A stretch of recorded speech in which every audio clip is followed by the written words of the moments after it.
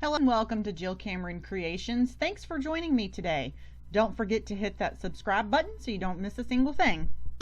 Today we're going to be creating a simple Christmas card with a little bit of a different color palette. Yesterday, as I was scrolling through some social media, I saw this color palette used on a card, and it was an absolutely beautiful card. It had this plaid background, and it was white and red, and it had this teal border around it, and it was cardinals on the front of it. And I said, I don't have anything that looks like any of those stamps and dies. However, I do have some stuff that I can make a card using that color palette, and it was absolutely gorgeous. So the first thing that I did was I actually stamped the image that we're going to color off screen. And I stamped that first, and I used Maker Forte's Eclipse Black ink. And I'm using some different paper, and I'll talk about it after I have made my decision about it. For the most part, I generally will use Nina Solar white cardstock, but this is a little different that my friend Nikki shared with me, so I'm trying it out on Copic coloring. But the first thing that I did here was I stamped my background, and I am using bright red cardstock, and I'm using detail white embossing powder. The stamp is a little bit older stamp, and it's just a general plaid background stamp, and this is by Catherine Pooler, and it's the sketchy plaid background stamp. I treated it with anti-static powder tool first, and then I stamped my image using Versamark clear watermark ink. And I really don't think I can ever cut out heating embossing powder from a video because it's just always so pretty. This is one of my favorite things about card making, is watching embossing powder melt. Now back in July, I did 5 different cards with 5 different color palettes and 5 different ways that you can use your everyday stamps and dies to create Christmas cards. And I'm going to link to that video as well as that blog post over on my blog. And I must admit, I tend to be a traditionalist when it comes to Christmas cards, but I also really like navy blues and purples in my Christmas cards. That's my personal preference. Everybody has something different, so that's why there's a palette and a rainbow of different colors. So next, what we need to do is go ahead and create our border around the outside, and that is in like a pull colored cardstock. I'm using a pierced rectangle set by Spellbinders, and I'm just taping the cardstock in place so that it doesn't shift around when I run it through my Platinum Spellbinders 6 die cutting machine.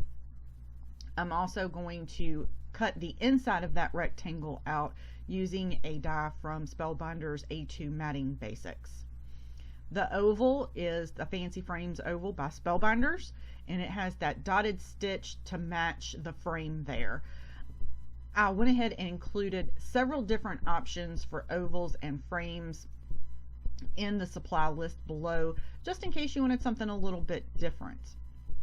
Now once we have created all of our ovals and our rectangle, it's time to actually put our sentiment on our oval and also color our image.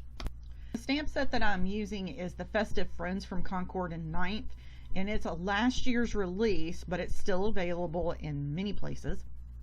So I have linked that below. And I'm using It's Beginning to Look a Lot Like Christmas, and I'm stamping that to the one side of the oval, and we're going to color and die cut our image over there and place that on the other side of our oval. The stamp set that I'm using is from the Festive Friends from Concord and 9th, and I'm using the Christmas tree. The other image in there is packages. That would look really cool on this too. And I'm going to carry the color scheme throughout the colored image. I'm going to use subtle greens, and then I'm going to bring that red into the coat, and also the pull color is going to be brought in through the mittens and the hat. I keep everything else pretty neutral colors, and I'm actually going to go ahead and get started coloring right now. All of the Copic markers that I'm using are going to be linked below in the description, and I just zoomed in here, and I think you can probably see the tops of the markers. I tried to put those over to the side there so you could see the colors that I'm using, and I'm just doing really simple coloring here, not a whole lot of fancy. So I'm just going to play a little bit of music, and you can watch color and relax for a few minutes.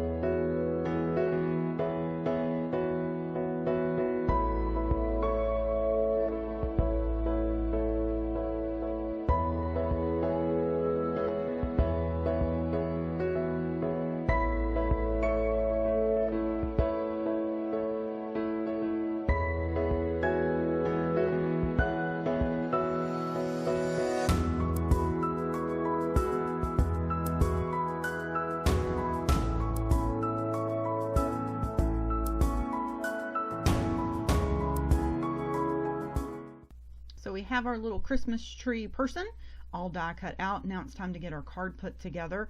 And I like to use an acrylic block, a great big huge acrylic block that I have to weigh everything down.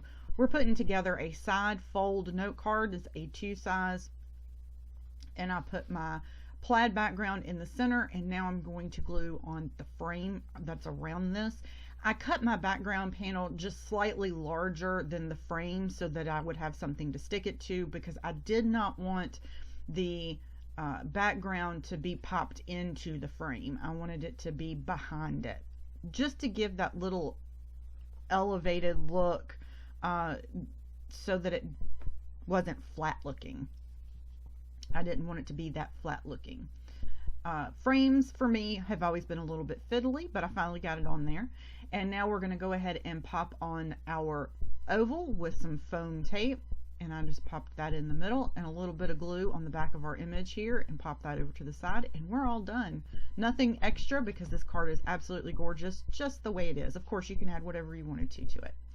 Don't forget that I have some alternative colors over on my blog, and also a video for you, and the pictures are at the end of the video of this card. Thanks so much for joining me today. Y'all have an excellent day.